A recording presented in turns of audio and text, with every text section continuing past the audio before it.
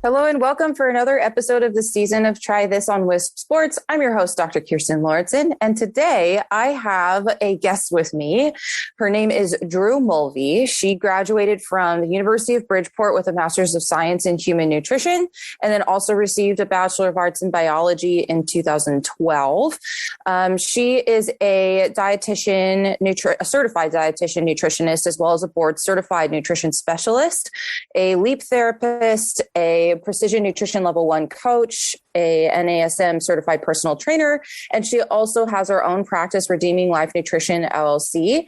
She's gained a ton of nutrition experience through working with weight loss clinics, personal training, interning under a naturopathic doctor, and also through her personal practice, as well as and under a functional medicine nutritionist. She is her story is really awesome, and that's part of what we're going to talk about today.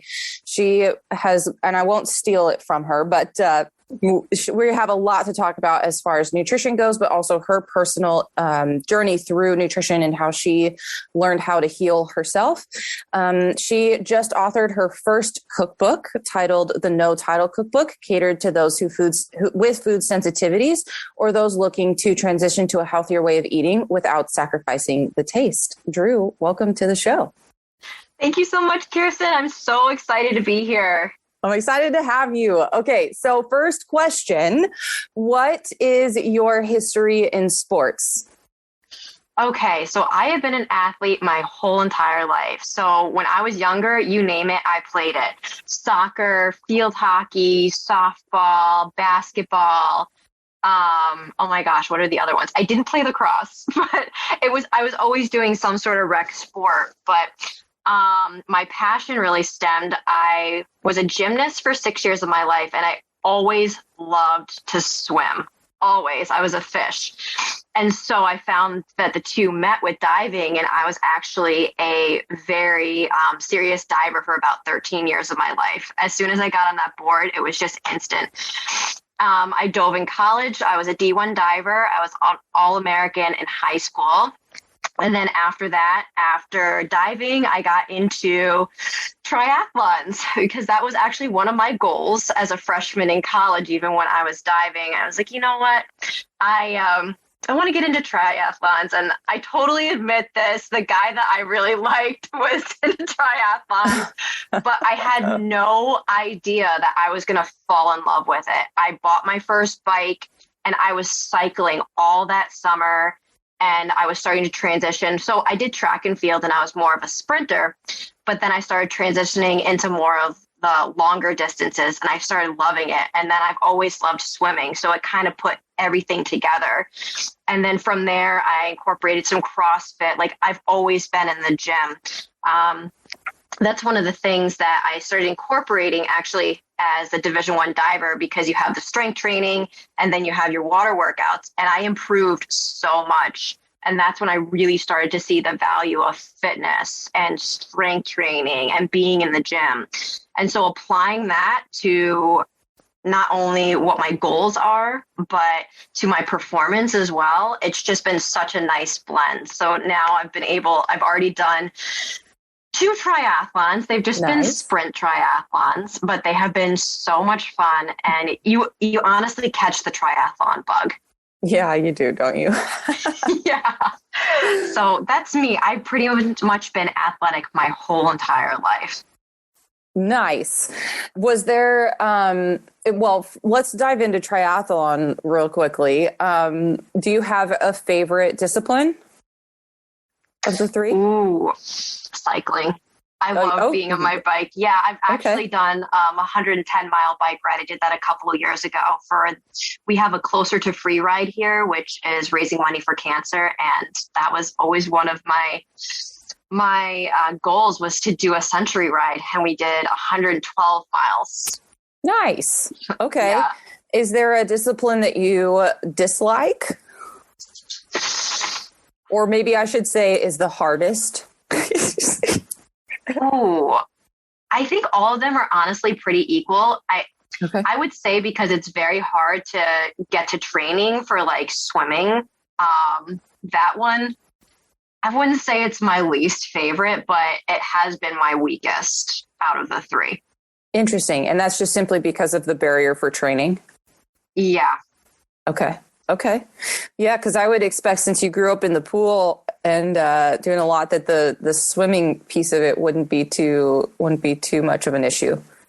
I could be super hard on myself too. Okay, so that's fair. Thinking like, hey, I could definitely be doing better. But Okay. I mean, like when I get in the water, I can definitely feel that I have that muscle memory. I get back on it. I was more of a sprinter, so I think I'm also starting to transition to like the longer distances with swimming. And that just happened like a couple of years ago. So I think my body's just catching up with that in that particular discipline. Sure. Okay, so kind of diving into some of the meat of what we're going to talk about today, what has your experience been as a female athlete? So go a little deeper on that. Okay, so starting to kind of get into what brought you into nutrition, what brought you into working on your health, like what has been your background as far as like on your chronic issues side of things that sort of brought you through this journey to getting into nutrition and working with athletes? Oh, okay. Yeah, definitely. Yeah. So when I was in college, it was my freshman year and I was getting sick every single month. And at that point, we sought alternative care, and I found out that I had chronic fatigue, immune dysfunction. I had fibromyalgia. I had a candida buildup. Prior to that, I never really had any energy. I was on meds for ADHD and IBS. And so what else did I have? Oh, I had an autoimmune condition where my natural killer cells were attacking themselves. And from that, I wasn't able to have the diving career that I wanted to. I also had gotten a concussion that year and I was bulimic that year as well.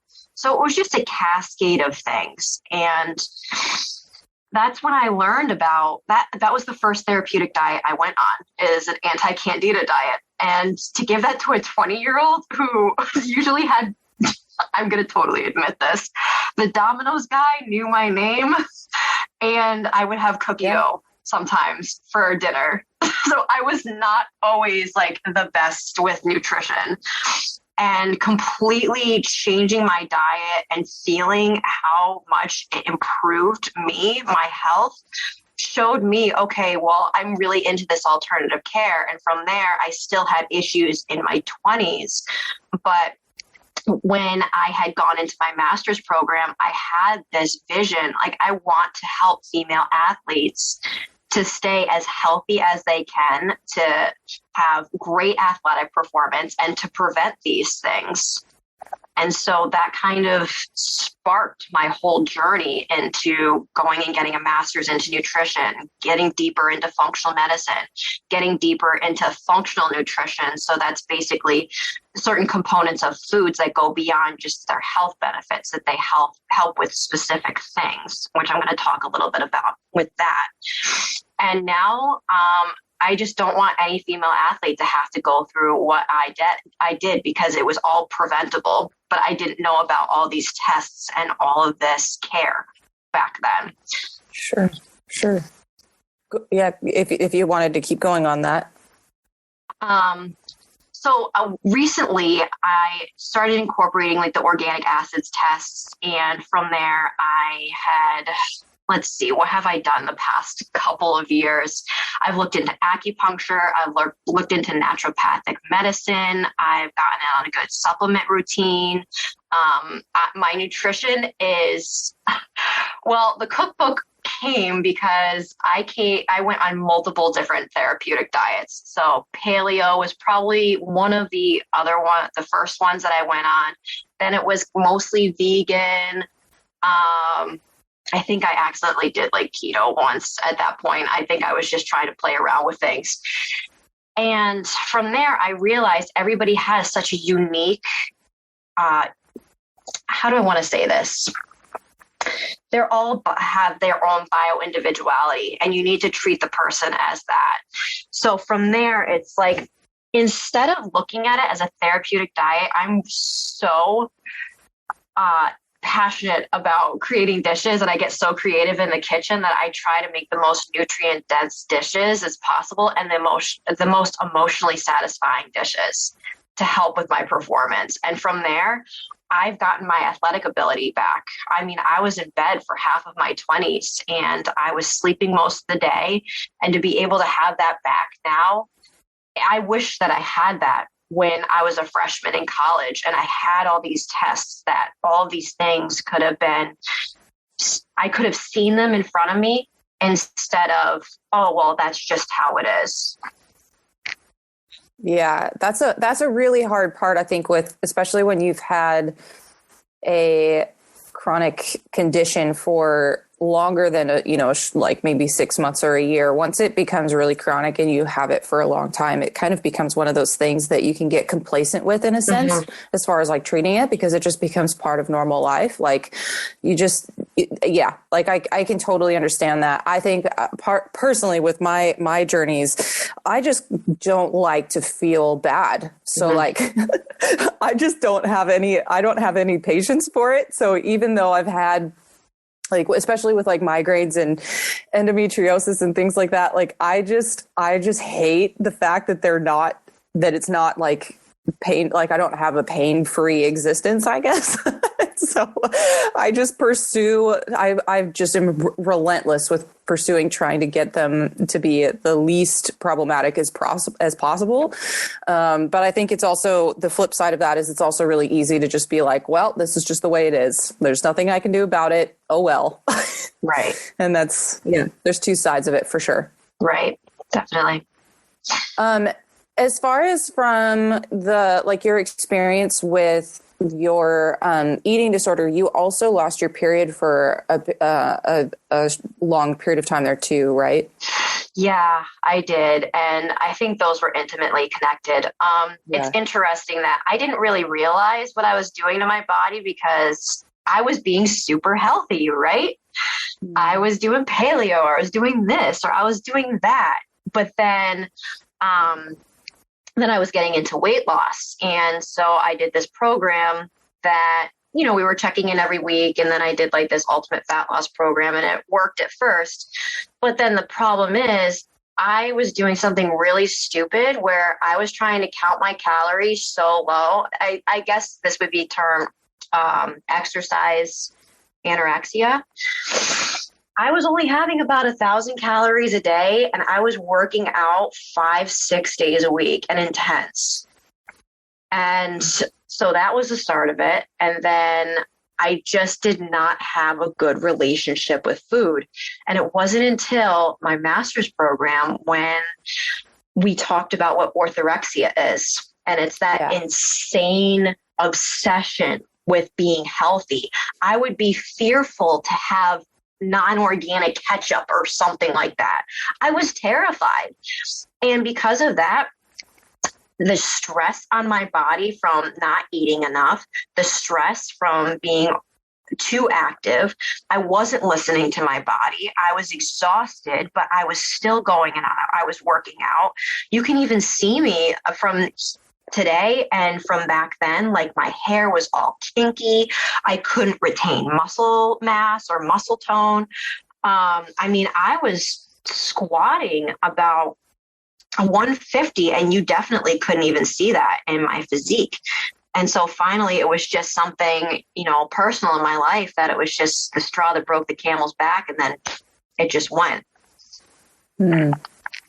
Did you have coaches helping you through some of that? Or do you feel like part of it was it mostly self-driven?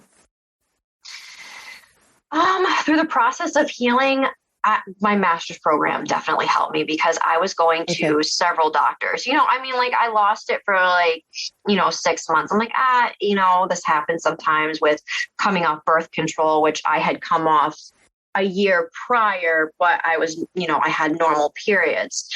And then once it got into 7 months, 8 months, I'm like, maybe I should seek help for this. I went to an endocrinologist. They didn't really know what was going on.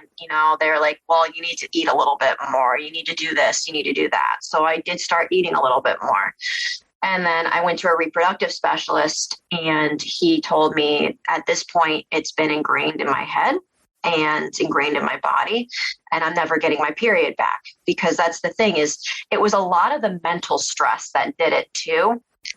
And it's very common, obviously, with the amenorrhea, there is that the hypothalamus, and then there's the adrenals or the pituitary, and then there's the ovaries too. And your body can respond to that. And because I had that disordered eating pattern already, that was putting so much stress on my body. So what I did through my master's, I became fascinated with traditional Chinese medicine.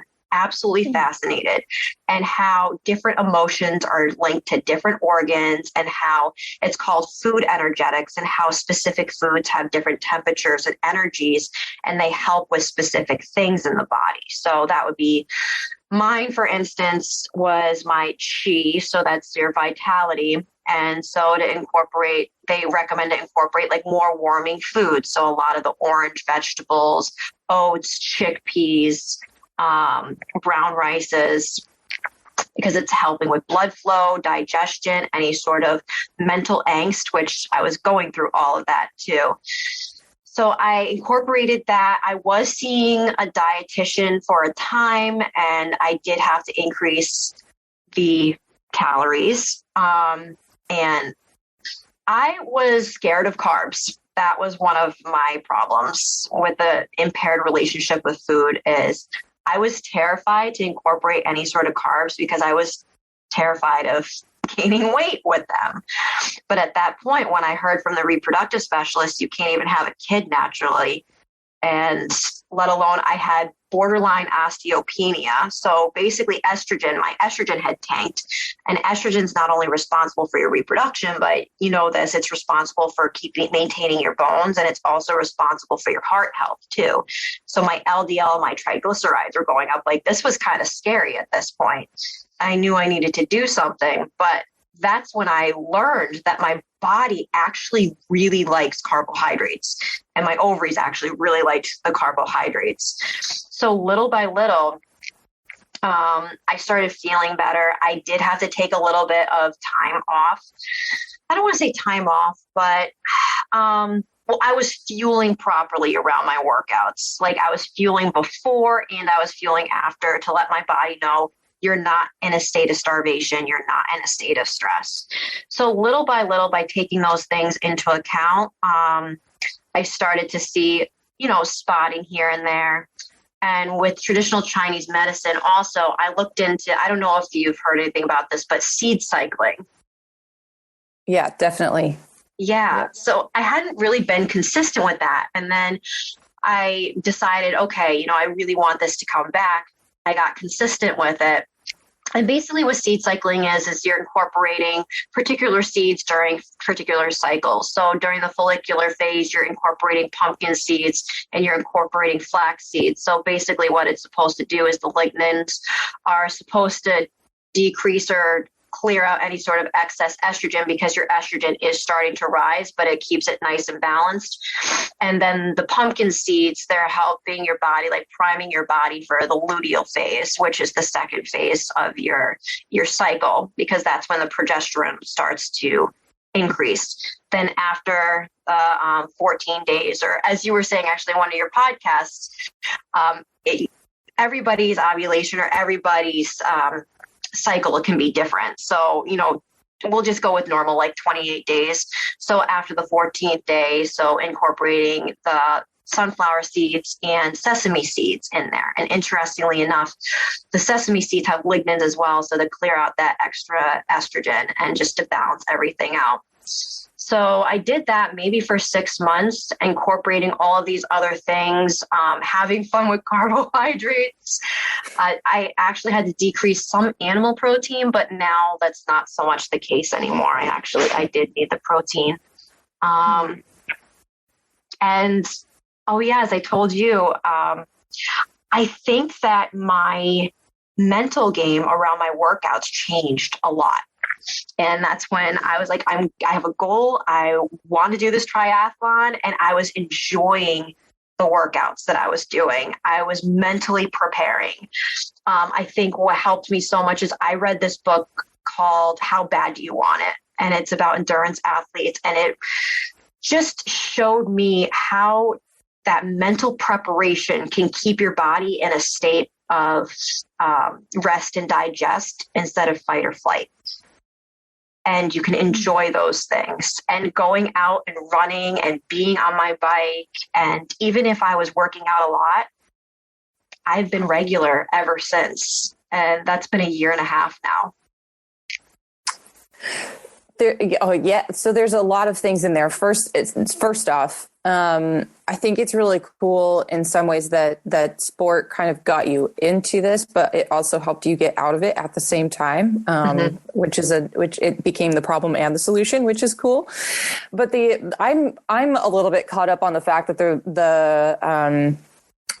the specialist told you that you would never get your period back. Yeah. I can't believe that they would say that. Yeah, I know. And then after that, I was on a mission. I'm like, okay, you can't tell me that this is going to happen. Do you think that it was like to scare you? Or do you think he was really being, or the person was really being honest? He was being honest. Like he was saying, okay, so I knew immediately that you had hypothalamic amenorrhea when you walked in here because you're very fit. And I'm like, oh, okay, good. That's good. And so at that point, I had lost my period for 2 years. And he's like, at this point, if you haven't had anything, it's just, you could eat as much as you need to. You could cut back on your workouts, but you're just not going to get it. It's already hardwired into your body. Like you could go out and eat McDonald's. Like I wasn't even eating McDonald's at that point, but he was just trying to make a point. You could go out and you could have McDonald's and ice cream and all that stuff, and it just wouldn't work. Oh, that's something else. So I guess I'll move on from that. I just feel like that's really an interesting way to I don't want to get down a rabbit hole. Yeah. But yeah, I just find that quite shocking just because like I do understand that there are some cases where like you could do so much damage where it's not reversible, but I think, and maybe you might be able to speak to this as well, but from like what I've seen with functional medicine is there's a piece of it that you don't want to give false hope for sure, but there's also not, from like what I've seen anyway, there's always some room for improvement. And it's never, there's always room to try to like figure out how we can try to, we have a lot of tools essentially. And if I can't do something, there's likely going to be somebody else that may have a different set of tools and a different set of kind of alternative ways of treating things that aren't always in everybody's toolbox. And also I would probably say too, it is a journey to get your period back in many ways. I've worked with several athletes in trying to get their periods back, and it takes time. And I think also a lot of people aren't always willing to, well, not willing. It is a journey to get there because it's a mental thing. You've got to change your patterns, and sometimes just changing those habits and routines is a journey in and of itself. Yeah. So I can understand he may have just been like, well, most people in this case just don't get their period back because there's too much to do. But to do that and to basically like put that on you is like, there's no chance. That to me is really brutal. Yeah, no, but it's kind of funny because when somebody says that to me, I'm like, watch me. Yeah, right. Especially speaking to an athlete, that's a challenge. Yes. I'm like, okay, you say this and I bet you I'm going to be able to do it. And they wanted to try to put me on birth control pills, and birth control pills previously had contributed to my fibromyalgia and why I got so sick. So I didn't want to go back on them because they have a tendency to potentially deplete you of vitamin B6. So it did more damage to me than it did good. And luckily, I went to a hematologist and they found that I have a genetic predisposition to clotting, and I could have gotten a clot or a stroke if I went back on birth control. So I fought that. And the problem is like, they wanted to help to increase my estrogen level. And I was working with my gynecologist, and he was wonderful. He was the one that was supporting me all the way. I'm like, I don't want to do this. I feel like it's a Band-Aid, and it's a Band-Aid, and I can do this naturally. And so from there, I had to incorporate fish oil just for that. But I was looking for other ways that I could use food and I could use fuel. I mean, the carbohydrates, another big thing about carbohydrates is they decrease cortisol levels. At that point, I didn't have very much fat on my body. I was pushing myself way too hard. And mentally, I didn't have a good relationship with food. And I had to get over that hump. Like, carbohydrates are okay. Oh, it's okay to have a little ice cream here and there. Oh, it's okay to go off track a little bit. But from that journey, I've been able to find what works best for me. And maybe it's the 80-20 rule for others. Maybe it's the 90-10. But because of that, it's repaired my relationship with food so much. And now, like, I don't even think so much about like what I'm looking like. I'd rather eat more and perform better than ever have to feel the way that I did. Yeah, I think that's the really big key right there, which is especially for athletes. And this is kind of where I kind of, especially when I have somebody come in that maybe is struggling with food and their relationship with food, and they're an athlete, the key is to focus on the performance side of it, because as soon as you, and you'll watch it. I mean, just at certain different types of body compositions, athletes will function and perform way better. And it's not the same per athlete. It's very unique and different for that specific person. And part of it is just digging into that a little bit more and figuring out what specifically your body needs in order to perform well. And it gives you a lot of freedom in there too, when you get to that, because it's less of, oh, I have to do it this specific way. I have to be this way. Most of the time, the body functions a lot better with a little bit of like that body fat percentage. There is a percentage in there that where most athletes will perform, female athletes will perform really, really well. And it's not as low as you'd think. And especially, if for those of you listening, like where we start to get into danger ranges around like 11% body fat, 11 to 12% or lower is where many athletes will start to lose their period. And so that's so usually where they perform really well, and they call it, like, I guess the athletic range is anywhere between like 15 to 18 or 19 is usually like a very nice body fat percentage range to be, for those of you that are kind of looking at that side of things. But that's again where it comes back to testing this and working on it and seeing where your performance markers are the best is where that's what you want to do for yourself. But there were a couple of things that you mentioned that I wanted to jump back to really quickly. First off, with the carbohydrates helping to lower cortisol, this is part of why we talk so much here about, especially for our female athletes, why we really don't want to be training fasted, because part of what happens in the morning, so most people, like a lot of people have heard that intermittent fasting is really good. And actually you and I talked about this just a little bit ago. Yeah. But it's really, really difficult for female athletes to, I'll come back to this in a second, but it's really common for athletes to hear that intermittent fasting is really good. So then what they'll do is they'll go out and they'll train in the morning. And that's not as bad of a situation for male athletes, but for female athletes, the issue with that is that it can increase cortisol and stress on the body. And so part of why you'll always hear, especially for female athletes, to fuel before their workouts, even in the morning, even if that's like getting up 10 minutes before you got to head out the door and just putting something, in your mouth, which could be like a little bite of a muffin or any, graham crackers even, or anything. Definitely. Any sort of carbohydrate will help to drop and lower that cortisol on the system so that you're not creating more damage essentially and more stress on your body when you're going out to go train.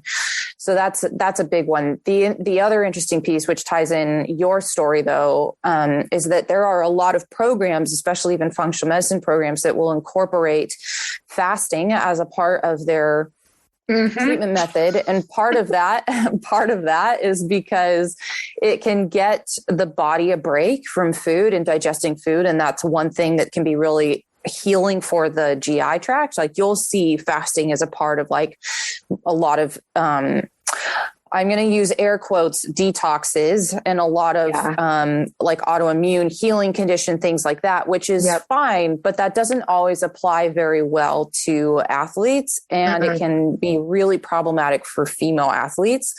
So this is kind of where melding that functional medicine and sports performance becomes really critical, and dealing with that gap there, because not all things in both sides are going to apply to an athlete. And that's where we have to be really, really, really careful. Right. Yeah. Actually, I had just told Dr. Kirstin that I underwent something from a functional medicine practitioner, and it involved fasting. And I literally crashed last week.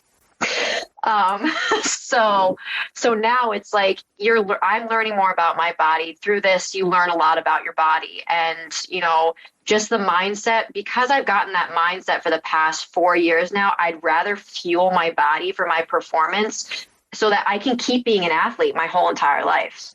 I never want to go down that road ever again, where I was sick, or I was in bed, or I didn't have enough energy to be able to do what I wanted to do because I was so focused on the way that I looked. And now I have to say, I used to incorporate a protein shake in the morning with like a little bit of cacao in it, because the caffeine just helps me and gets me through the workout. And then also you have the essential amino acids in there, and the protein, it kind of helps the caffeine not to have as much of an effect. So like in the form of like jitters, like if you get really jittery, because I do have, I have Joubert syndrome. So sometimes I feel the effects of things. Basically what that is I have trouble clearing things out of phase 2 liver detoxification. So I just have to be a little bit more careful about that. And sometimes I get jittery with coffee if I don't pay attention to that. But yeah, and now I decided I'm going to have the protein shake with a little bit of carbohydrate, and I have felt a lot better in my workouts this week. Yeah. Well, see, that's all it takes sometimes. Yeah. Sometimes Crazy. It's not that. Sometimes it's so simple, right? Like the solutions to what you're experiencing aren't always that complicated. Like you don't have to necessarily go and just spend all of your time in the kitchen. Sometimes it's super, super simple, small tweaks that make the biggest impact. Like just putting a little carbohydrate in before you go out and train. Definitely. Yeah, no, it has made such a difference. And it's so funny because we kind of talked about this, like we're really into functional medicine and this is what they say, and that this is good and that's good. But the problem is like a lot of those things, one thing I don't agree with is they recommend ketogenic diets for endurance athletes. I even just read that on the Institute of Functional Medicine. I'm like, I can't agree with this anymore. Like I understand the science behind it, where they're saying that your body starts to adapt to using fat as fuel. And I mean, if we're going to go into the biochemistry of that, so basically ATP is your energy molecule, and you're getting 92 ATP out of a fat molecule as opposed to a carbohydrate, which is about 3 times more. But it's very hard for your body to utilize that. And that can create crashes for people, which if your body is not primed or your body doesn't do well with fat anyway, I mean, that's another story that I'm looking into, more of like metabolism of things, then you're going to wreck your performance. And that's the last thing that you would want to do. And I just love what you're kind of saying is that you have to take into account the bio-individuality of every single person. And that's what functional medicine is about. So some people are going to do better with fasting. Men are going to do better with fasting. Women, not so much. Yeah. And it is definitely individualized. Like there are going to be some people, some women who love to fast, and that's totally fine. And I know of a few friends of mine who did intermittent fasting and they changed a lot of their health markers, and that was a really successful thing for them. Mm-hmm. But I think just going back to the point, which is like, I think that there's a lot of space and a lot of room for functional medicine in the sports and athlete world, and that there's a lot of benefit that can come from that. But just as you said, it just has to be done in a way that's very specific for athletes, and we need to come at it with a perspective of what does an athlete specifically need. And then we need to be careful about how we apply the principles of functional medicine based on these factors of sports performance. And the other thing I was going to mention with that too is that specifically like with the keto diet, because it is so low carb, part of what you also want to be careful of, and this is again specific for female athletes, which is that if you have low carbohydrate and if you're trying to like avoid them, then what you might do is you may not put carbohydrate in before your workout or after. But the issue with that is that carbohydrate that you get beforehand helps to fuel your training, which then helps with, just energy availability, as you mentioned with ATP. And then that is what ends up helping you in that, like, 45-minute to hour range, or that hour to hour and a half, when that energy tends to tank and drain, like you just feel like you just don't have anything left to go. That feeling there is usually a result of a fueling issue. Like if you just are constantly feeling fatigued towards the end of your workouts, like you can't push that extra distance or time or whatever that is. Or if you're getting like any like aches or pains towards the end, those are signs and symptoms that there's just not enough fuel in the body. But then afterwards, it's the carbohydrate and the protein that you need. That carbohydrate in order to help that protein be able to facilitate muscle recovery and rebuilding. But that carbohydrate also helps with increasing that fat burning state afterwards, because it's different between men and women. And, so again, being like afraid of carbohydrates just really doesn't serve very well, like in this case, and keto will kind of reinforce that sort of thought that like, oh, I've got to be very careful with carbohydrates. Right. And unfortunately that actually can do more harm than good for a good amount of athletes. Yeah. Oh, yeah. No, I'm actually glad that you mentioned that, because I was just having like seeds and things through my long workouts. And then all of a sudden I changed and I started incorporating like dates or simple sugars, but from like complex sources. And that was a game changer for me. Yeah. Yeah.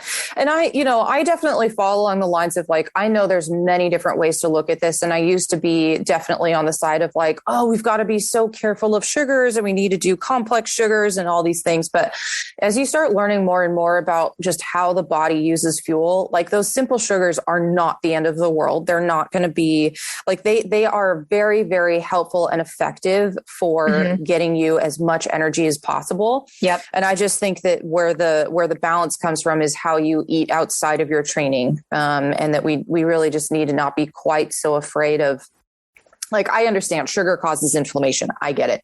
But there's still quite a bit of, again, balance between the two, right? Like there's your daily nutrition that's supporting your workouts. And this is where having your nutrition and your fueling and all of those things dialed in is really, really key for not only being a healthy athlete, but also really, really fit. There's two sides of that. And I do think that those worlds can exist together.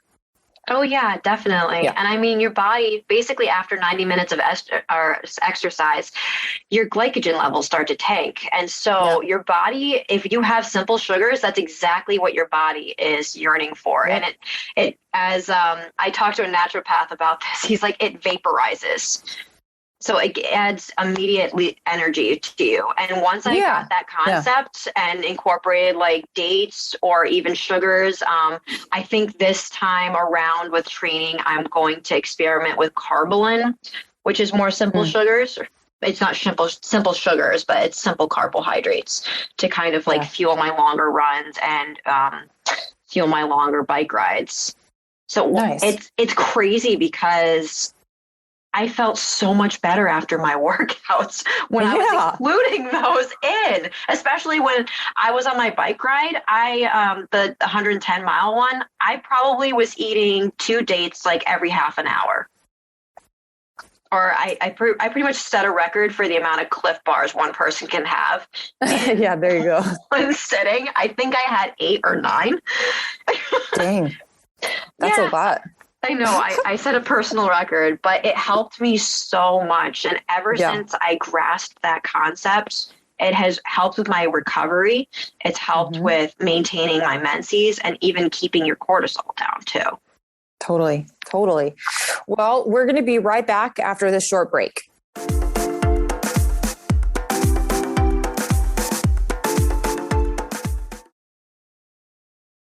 So the question I have now is, what does your nutrition look like at this point? So we're kind of going that route anyway. So what does your kind of your day-to-day sort of look like? What does your nutrition and fueling around your training look like now?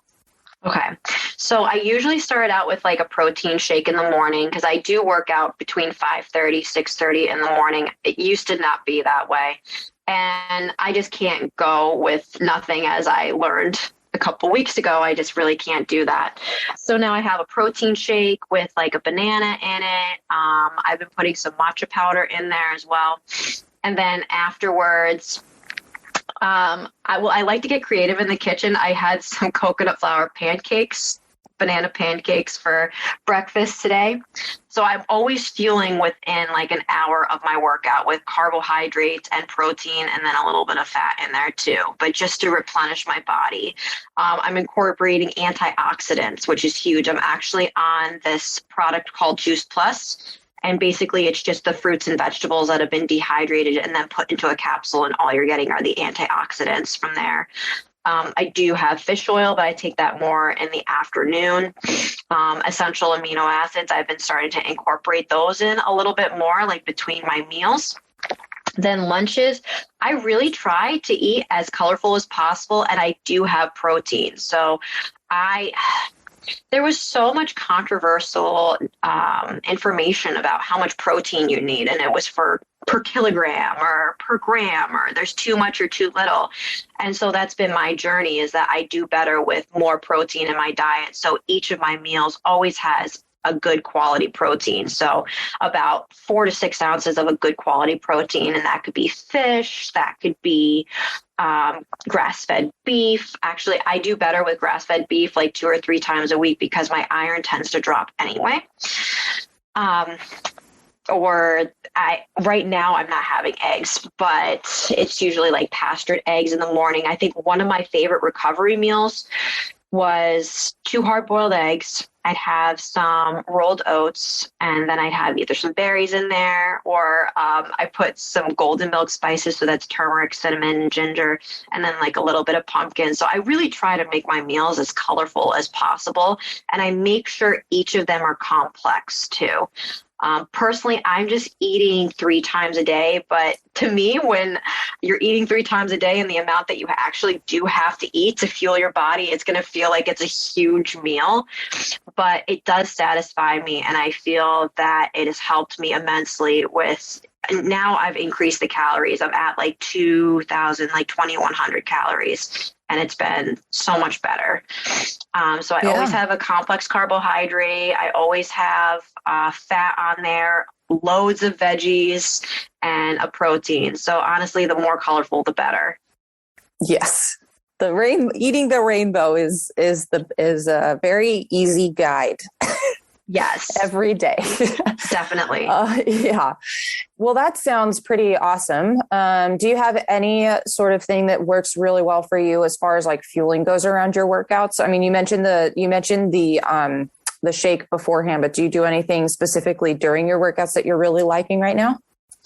You know what I used to do, and I probably should incorporate this a little bit more right now, is I did coconut water with a little bit of lime. So for the potassium. Okay. And a little bit of salt too. So for the electrolytes, because sometimes when you're training, like your fluid electrolyte balance can get off. Yeah. And so I was incorporating that, and I actually really liked it. But now I think I just need to play around with like what I'm having during my workout instead of just before and after. Mm-hmm. Yeah, especially if they're longer ones. If they're shorter than like if they're an hour or less, then you don't necessarily need to do that much. But for anything over that, for sure. Do you have any goals coming up as far as triathlon goes? Do you have any races that you have planned so far? Yeah, I have a couple of them coming up in June, I believe. And this is a possible goal, but I've always wanted to do a half marathon, and I'm hoping there's one in like October. Oh, I guarantee you can find one. That sounds like something that's definitely available. Actually, I think I did my first ever half marathon in Leavenworth, Washington, and it was in October, around Oktoberfest. Oh, mm-hmm. Oh, nice. Halloween. Yep. Guarantee you can find one. Definitely. That's awesome. Okay, so where can our listeners find you? Okay, so if you visit my website, it's redeeminglifenutrition.com. You can see a little bit more about what I do, who I am, a little bit more about my background. And then Instagram, I believe it's whole.fit.ladies.nutritionist on Instagram for my handle. I'm based out of Connecticut. So if you are in Connecticut, I do have a hybrid practice. I see people online and I see people in person too. So definitely hit me up around the area. And I have a YouTube channel now. So I've been putting all my talks. I usually do a Facebook Live every Friday on my Facebook or on Instagram. And then I've been putting them up on YouTube, and it's under Redeeming Life Nutrition. Nice. Well, that's fun. Thank you so much for being here, Drew. I feel like I could have talked to you for another hour on a lot of the things that we talked about today. Oh, definitely. Yeah. There's always so much to dive into, but I really appreciated you being here and sharing your story, because it's one that I know is a really, unfortunately, it's a very common one in the athletic world, especially for female athletes. And I appreciate you being open and willing to share your story. Of course. All right. Well, that's our episode for now. Thank you so much for listening. Make sure to follow Wisp Sports on all social media channels, and also share this episode with anyone you think could benefit from it or might like it. You can also follow me at Dr. Kirstin on Facebook and Instagram, and you can also find me at drkirstin.com. If you'd like to reach us with any comments or questions about this episode, you can either on social media or email us at info@wispsports.com. And you can always leave a direct message with us over on social media. Thank you for listening, and I will be back next week. Take care.